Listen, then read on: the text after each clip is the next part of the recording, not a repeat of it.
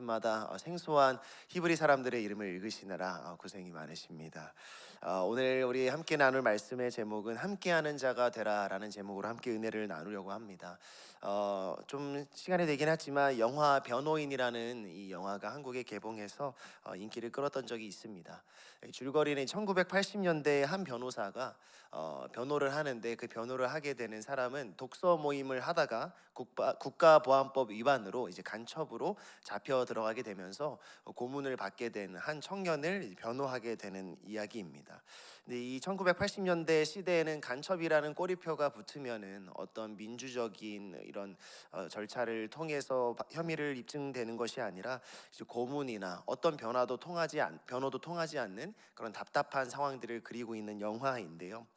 줄거리는 중요한 것은 아니지만 이 영화의 말미에 결국에는 그 청년에 대한 변호는 결과적으로 실패하게 되고 이 변호사마저 재판을 받게 됩니다. 그런데 이 변호사의 재판에 피상적으로 한두 명의 증인들만 출석하는데 수많은 법조인들이 수십 명 출석을 하면서 영화가 끝나게 됩니다.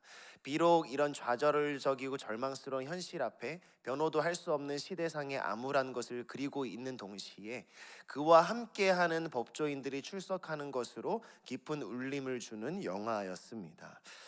이러한 타파할 수 없는 절망스러운 현실에도 함께하는 사람들이 있다는 것만으로 우리에게 힘이 되고 희망이 된다는 것을 보여주는 영화였던 것 같습니다. 오늘 이 다윗과 함께 전투에 참여한 수많은 사람들의 이름이 나오는데요. 이 역대기 11장의 평행 본문, 즉 동일한 내용을 다루고 있는 사무엘하 23장을 보시면은 이곳에는 이 이름들이 마치 부록처럼 말미에 나오게 되는데요. 이 역대상 11장에는 마치 다윗 왕권의 초기에 정말 더 중요한 것처럼 앞에 기록되고 있는 것을 볼 수 있습니다. 왜냐하면은 이 역대상 11장에서 이 다윗 왕을 지지하는 수많은 사람들의 이름과 또 앞서 싸운 용사들과 또 뒤쪽에 보시면은 이스라엘 자손들이 아닌 암몬 사람이라든지 수많은 사람들도 다윗을 지지하고 그와 함께하고 싸우고 있다는 것을 보여주는 게 중요했기 때문입니다. 저희가 성경에서 역사서를 볼 때 사무엘 상하 그리고 열왕기 상하는 신명기적 역사서라고 합니다. 신명기적 역사서는 순종하면 복을 받고 불순종하면은 심판을 받는다라는 구조를 가진 역사서인 것이죠. 그래서 많은 사람들이 이스라엘 사람들이 열왕기 상하와 사무엘 상하를 보면서 이렇게 순종하며 살아야 되고 우리가 지금 징계를 받고 있는 것은 불순종했기 때문이다라고 느꼈습니다.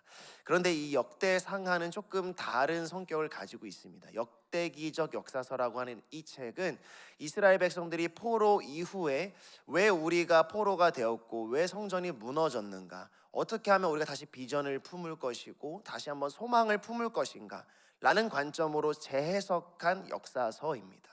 그러다 보니까 오늘의 이 역대상, 즉 이스라엘 자손들이 다시 소망을 품어야 되고 다시 한번 비전을 품어야 되는 이 책에는 다윗 왕과 함께하는, 그를 지지하는 사람들은 단순히 한두 명에 지나는 것이 아니라 모든 이스라엘과 모든 나라들이 다윗을 지지하면서 다시 한번 일어나기를 소망하는 그런 역사가 담겨 있는 것이죠.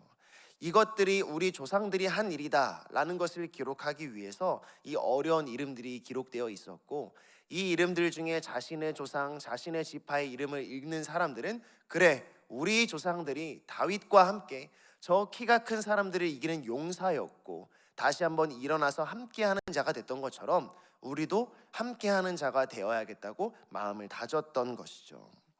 성경은 아주 자주 함께하는 자들에 대해서 기록하고 또 남은 자들 일을 위해 기록하고 있습니다.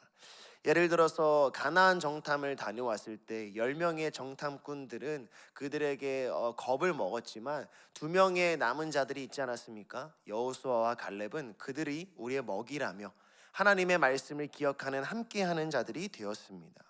엘리야가 이른바 엘리야 신드롬이라고 불려서 마음이 낙심되어서 하나님 앞에 차라리 죽여달라고 하는 그런 마음을 가지고 있을 때 하나님은 너 혼자 남은 것이 아니다, 바알에게 무릎 꿇지 않은 7,000명이 있다고 말씀하고 계십니다. 다니엘에게도 3명의 친구가 있었고 나오미에게는 룻이 있었습니다. 성경에는 함께하는 자들이 있기 때문에 낙심하고 낭망하지 않는 사람들을 자주 보여주고 있는 것이죠. 또 이사야서를 비롯한 대선지서와 소선지서에도 이사야서 10장 21절을 보면 남은 자가 되어라. 그리고 이 선지서에는 늘 너희가 여호와의 날까지 남은 자가 되어야 한다. 그리하면 구원을 받을 것이다. 라는 것이 선지서의 골자입니다. 즉 성경은 함께하는 자들, 남은 자들, 끝까지 하는 자들을 하나님이 구원하실 것이라고 계속해서 말씀하고 계시는 것이죠. 오늘 이 말씀을 우리가 읽을 때 비록 다윗 왕의 전투와 그리고 수많은 어려운 사람의 이름으로도 읽을 수 있지만 이 말씀은 우리에게도 동일한 메시지를 전하고 있습니다. 유대인들이 포로로 끌려간 후에 다 돌아오지 않았습니다. 이미 정착했기 때문에, 자본이 많이 있었기 때문에, 또는 돌아갈 성전이 없어서, 돌아가기에는 너무나 먼 거리여서, 그리고 돌아가봤자 의미가 없다고 하면서 소망과 비전을 잃어버리고 디아스포라 유대인이라고 하는 포로로 끌려간 곳에서 정착하며 사는 유대인들이 있었습니다. 그런데 그런 사람들 중에 바로 오늘 말씀을 보면서 함께하는 자가 되자, 남은 자들이 되자 라며 스룹바벨과 에스라와 느헤미야와 함께 다시 한번 이스라엘로 돌아가서 성전을 재건하고 성벽을 재건하고 다시 한번 하나님의 말씀을 세우는 자들이 있었다는 사실입니다. 그들은 비록 무너져 있지만 함께 성전을 세웠고, 비록 무너져 있지만 우리가 다시는 수치를 당하지 말자 하면서 순식간에 성벽을 재건했던 것이죠. 지금 우리가 사는 세상도 사실 그렇지 않습니까? 우리가 나라를 위해 기도하기는 하지만, 공동체를 위해 기도하기는 하지만, 다음 세대를 위해 기도하기는 하지만 사실 우리 마음 가운데는 이미 이 시대는 소망이 없고, 이미 이 시대는 다시 세워질 수 없고, 이미 우리의 노력만으로는 안 될 것이라는 마음을 가지고 있어서 때로는 자포자기할 때도 있습니다. 그러나 우리의 마음이 자포자기하거나 이 시대가 그렇게 되지 않을 것보다 중요한 것은 하나님은 여전히 함께하는 자들을 찾고 계시고 남은 자들을 찾고 계시다는 사실입니다. 무화과 나뭇잎이 마르고 포도나무에 소출이 없으며 수많은 이 적군들이 농지를 약탈해가는 순간에도 나는 여호와로 말미암아 즐거워하겠다는 하박국 선지자처럼 우리들은 이 시대와 이 나라와 이 현실에 절망하는 대신에 나는 여호와로 말미암아 즐거워하고 함께하고 남은 자가 되겠다고 하는 것이 바로 이 본문을 읽으며 우리가 적용해야 할 마음이라고 생각을 합니다. 그렇게 남은 자들은 은혜를 받고 구원을 얻을 것이며 함께 싸우게 될 힘을 얻게 될 것입니다. 우리가 좌절하고 절망스러울지라도 오늘 이 새벽 예배에 나오신 우리 모든 성도님들은 마치 다윗 왕을 위해서 일심으로 의기투합하여 함께 전쟁에 나왔던 이 군사들처럼 함께 마음을 모았으면 좋겠습니다. 어떤 사람들도 더 이상 나라를 위해 기도하지 않을 때 나라를 위해 기도하는 것, 바로 그것이 함께하고 남은 우리 온사랑교회의 사명이라고 믿습니다. 비록 한 줄의 이름만 남거나 오늘의 말씀에 보니까 그저 새 사람이라고 기록되었던 이름이 없는 사람으로 불릴지라도 우리가 함께하는 자가 되고 남은 자가 되어서 기도한다면, 우리에게 맡겨진 것을 위해 싸워서 나간다면 우리는 하나님이 우리에게 주신 의무를 다하는 것이라고 생각합니다.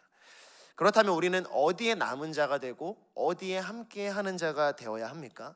당연히 주님의 교회에 남은 자들이 되어야 하고 예수 그리스도와 함께하는 자가 되어야 합니다.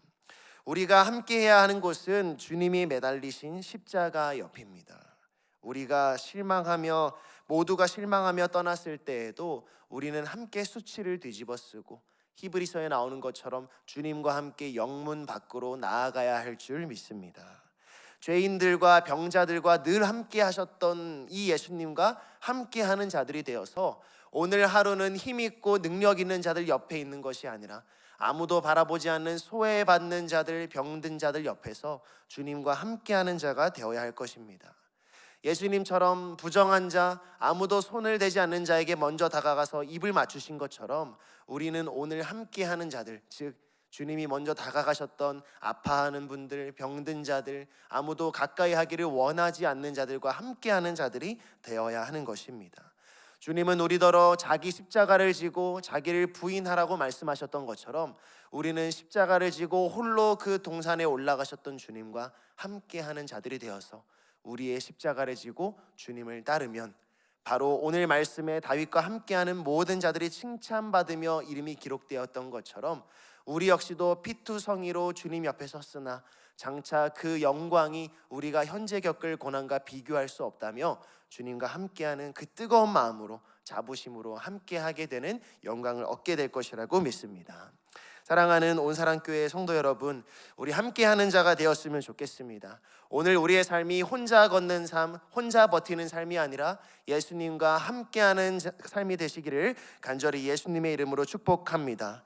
우리의 삶의 목적이 왕이신 예수 그리스도를 위해 싸우는 오늘 하루가 되시기를, 또 우리 나라와 우리 교회를 위해 뜨겁게 기도하시는 이 시간 되시기를 간절히 축복하고 소망합니다. 기도하겠습니다.